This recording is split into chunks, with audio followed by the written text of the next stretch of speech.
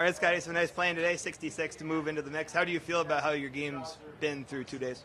Yeah, I feel much better about how I played today than I did yesterday. I felt like both days could have gotten more out of my rounds, but overall, did a lot more good things today on the course, and looking forward to the weekend. We'll see how the leaderboard shakes out, but I'll have an outside chance going into the weekend.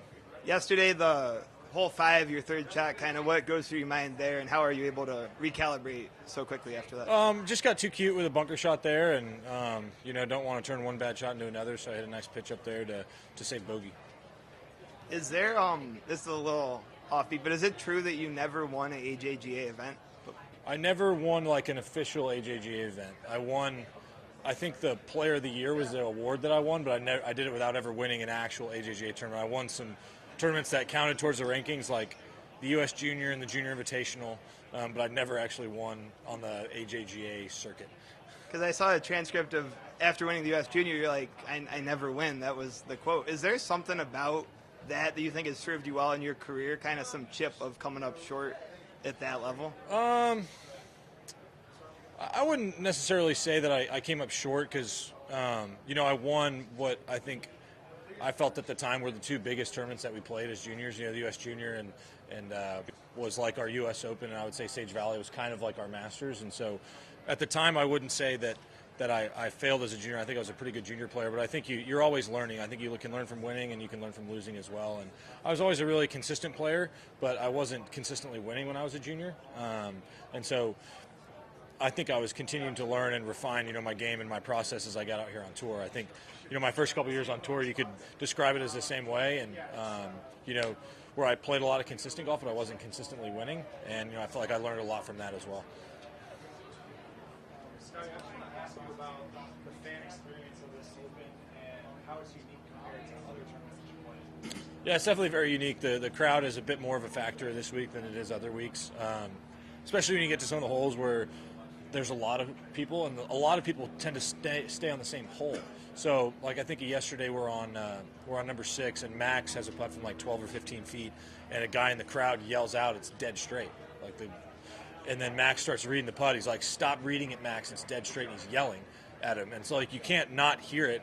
And so sometimes you have to make a conscious effort to be like, I'm either going to totally ignore that person, or maybe he's sitting here all day, maybe he knows something. And so it's a tough balancing act out there on the course where sometimes you listen, sometimes you don't.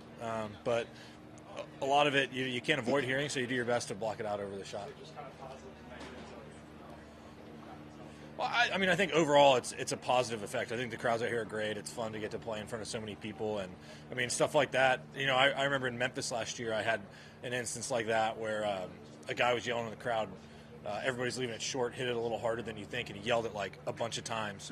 And sure enough, 2 guys on a similar line left it short, and I was like, I guess I better hit it a little harder. I ended up hitting a little harder and making it. So I think sometimes there can be definitely good aspects to it, but overall there's still pretty few holes out here where people are actually yelling stuff that you'll actually listen to. I think when you get the crowd on 16, they're probably having a few beverages, so I'm not really going to trust what they have to say, but maybe number 6 was a little less rowdy.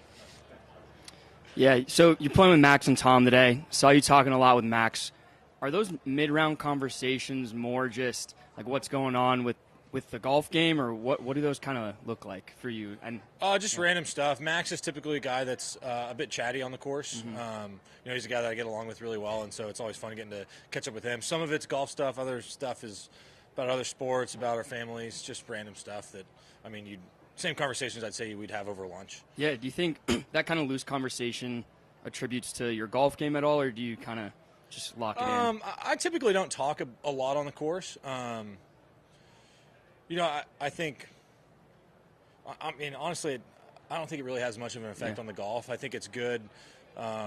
Sometimes when you're not playing your best, if you got a friend out there that you can chat with a little bit and kind of relax things, because it can be really frustrating out here. And Max is a guy who, he didn't have his best stuff this week, but his attitude's always great. And so it's great being around guys like that, where still fighting for every shot. Especially on the back nine today when it was, it was fairly obvious he wasn't going to be able to make the cut, especially the last 4 or 5 holes, and to watch him still grind it out and continue to work on his game.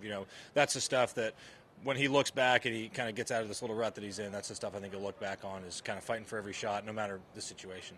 Yeah, cool. Thank you. Thanks, Scottie.